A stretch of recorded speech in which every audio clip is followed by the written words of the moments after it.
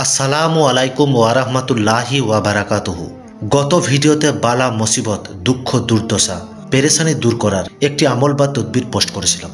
আজ তারই ভেদে আরও একটি তদবির নিয়ে উপস্থিত হয়েছে।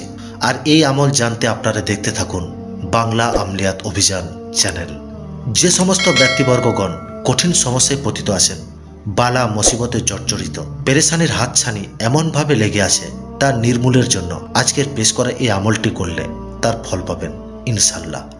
মহান আল্লাহ রাব্বুল আলমিনের নিকট বান্দা সঠিকভাবে চাইলে ভগ্ন অন্তরের হতাশা মুসিবতের কথা বলে তার থেকে নাজাত পাওয়ার জন্য তাহাকে ডাকলে, মহান আল্লাহ তাবারাক ওয়া তাআলার নিকট ধাবিত হলে, সেই ব্যক্তি যদি এইরকমভাবে আমি চাইছি আল্লাহর কাছে, আমি ডাকছি আল্লাহকে, আমি বলছি আমার এই কথাগুলি, এই দৃষ্টিভঙ্গিতে, এই রকম মনোবৃত্তির ভাবনায় তাহার নিকট আত্মসমর্পণ করা, তওবা আস্তাগফার পাঠ করা, ক্রন্দনরত অবস্থায় দুই নেত্রে বাড়ি সিঞ্চন করে তাহাকে বলার মতো করে বলা বা জ্ঞাপন করা। যাই হোক, এই তদবির বা আমলটি যে কোনো মাসের বুধ, বৃহস্পতি এবং শুক্রবার এই 3 দিন করতে হবে। ফজরের সালাতের পর করতে হবে এই আমল। প্রথমে কয়েকবার আস্তাগফার পাঠ করুন, কমপক্ষে 3 বার, যত বেশি পারা যায় তা পাঠ করা। 11 বার দুরুদ ইব্রাহিম পাঠ করা। অতঃপর পবিত্র কোরআনুল কারিমের সূরা ফাতিহা পাঠ করুন।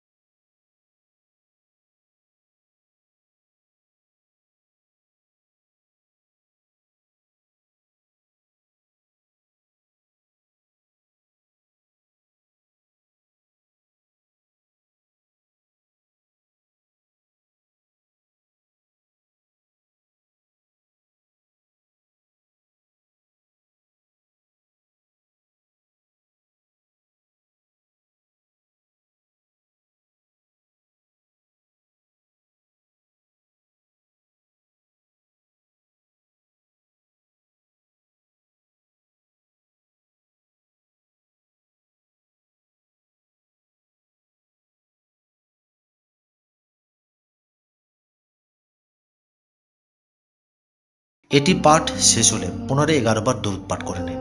সমগ্র বিষয়টি হয়ে যাবার পর মহান আল্লাহ রাব্বুল আলমিনের নিকট মোনাজাত করবেন, সেই দুঃখ, দুর্দশা, পেরেশানি, বালা মুসিবতের কথা স্মরণে রেখে। আমল চলাকালীনেও সেই উদ্দেশ্যটা স্মরণে রাখা আবশ্যক। আসসালামু আলাইকুম ওয়া রাহমাতুল্লাহি ওয়া বারাকাতুহু।